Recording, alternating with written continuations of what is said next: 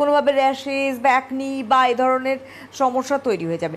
এই ধরনের সেনসিটিভ যাদের স্কিন রয়েছে বা খুব অতি স্পর্শ, এই স্কিনের ক্ষেত্রে আমরা কিভাবে নিজেদের গ্লোটাকে রাখবো?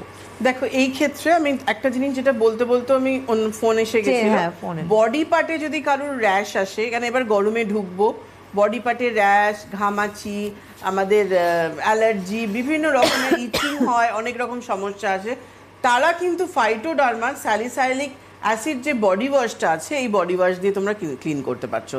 আর যাদের অতিরিক্ত ড্রাই পার্ট বডি, তারা আমাদের হাইলোরনিক অ্যাসিড যে বডি ওয়াশ আছে ওটা করতে পারছে। এবং এই ধরনের সমস্যার জন্য not only salicylic acid body ওয়াশটা র্যাশ, অ্যাকনি এগুলো ধরনের করছে।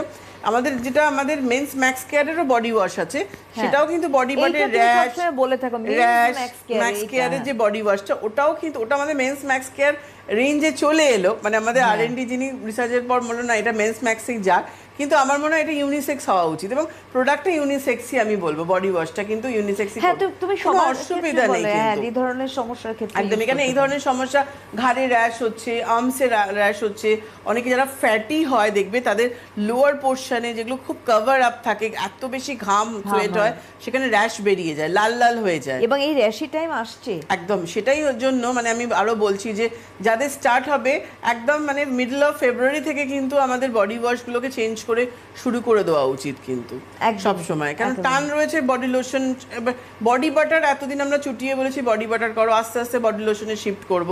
কেন গরমে যারা এসিতে প্রচন্ড থাকবে তাদের জন্য বডি বাটার ঠিক আছে, কিন্তু এনালে বডি লোশন। আর তুমি যেটা বললে যাদের অতিরিক্ত ড্রাই সেনসিটিভ ফেসের স্কিনের জন্য বেশি কিছু করতে পারে না, তারা কিন্তু ঐশা হার্বালসের স্যালিসাইলিক অ্যাসিড যে ফেস সেরাম আছে এইটা করলো।